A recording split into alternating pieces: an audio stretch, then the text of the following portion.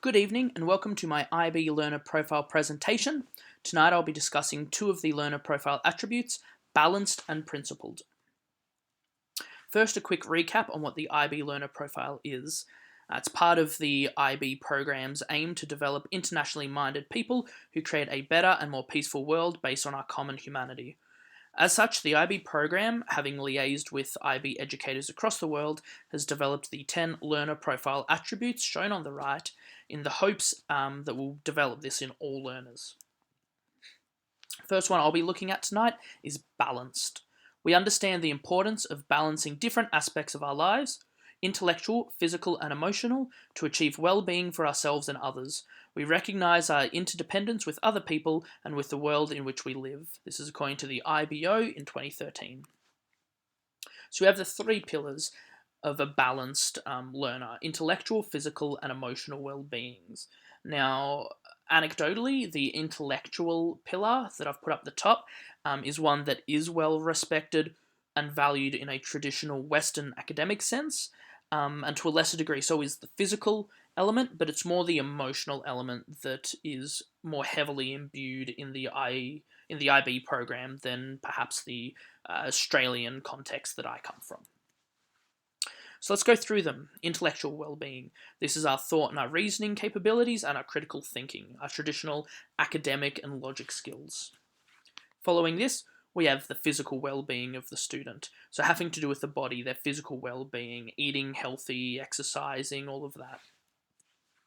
And finally, we have the emotional well-being, the mental well-being of the student, according to Goleman in 1997. So, again, anecdotally, the emotional well-being isn't an aspect that I've had to explicitly teach in my context of the Victorian curriculum here in Australia. That's not to say it isn't more heavily focused in other countries, but there are only very slight elements of it in my particular experience. I haven't had to explicitly teach some of the emotional skills that we'll go on to in the next slide. So, what do we mean by emotional intelligence? Well, emotional intelligence, as defined by Goleman in 1997, is a set of domains and competencies that you can see here on the screen. We have self-awareness, self-management, social awareness, and relationship management. These are all skills and are not inherently innate. They must be worked on to become developed, and they align heavily with the holistic pedagogy imbued in the IB program. Again, I haven't had to explicitly teach empathy and organizational awareness in my teaching career so far, but in the IB program, these skills are more explicitly taught, valued, and emphasized, as evident by the balanced learner attribute.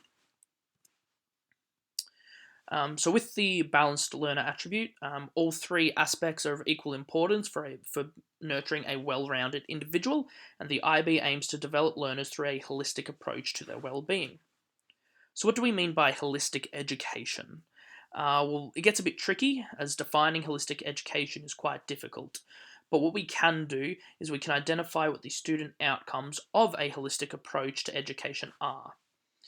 Holistic education can be best described as a group of beliefs, feelings, principles, and general ideas that share a family resemblance, according to Forbes 2003.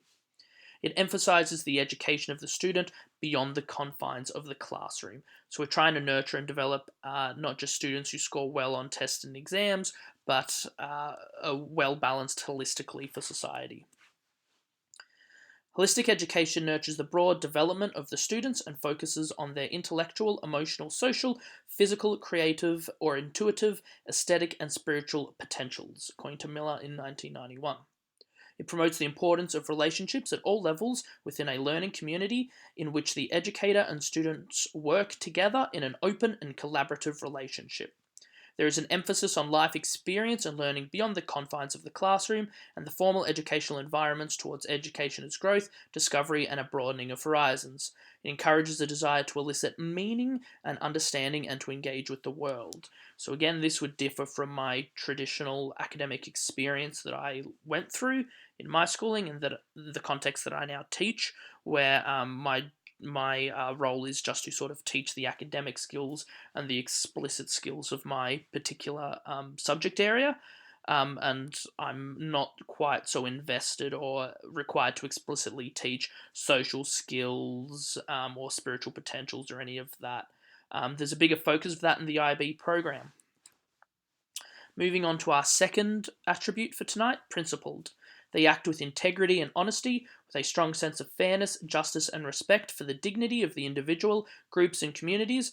They take responsibility for their own actions and the consequences that accompany them, according to the International Baccalaureate Organization 2013. So, what do we mean by this? Well, to me, the principled learner attribute conjures connotations such as fair, honest, respectful, confident, diligent, responsible. Principled attribute outlines the high expectations we have of our learners in the IB program and that we are to explicitly develop and build into them. Again, while in my setting I have these expectations of my students, I am not required to necessarily explicitly teach them as such, where in the IB program there's a big emphasis on actively developing these qualities in our learners. Now, these expectations yield holistic benefits for students, both academically inside the classroom as well as outside the classroom. I just want to quickly focus on the academic benefits of having high expectations of our students. The high character and diligence we are to develop and expect from our learners has measurable benefits pedagogically speaking. Now, for those of us that are fans of John Hattie and his visible learning meta-analyses, in the most recent meta-analysis, Hattie illustrates the positive effect size of 1.29 based on the teacher's expectations of students. This is the third most beneficial pedagogical implementation currently, and from memory it's always ranked quite highly. So expecting highly of our students in these areas actually causes them to perform better academically, as students are likely to perform to the expectations of their teacher and the curriculum and of the setting, the environment. So the IB program tries to foster high expectations of our students holistically, as we know that developing those high expectations will in turn help students achieve higher in life. Finally, we have the references. Thank you for listening.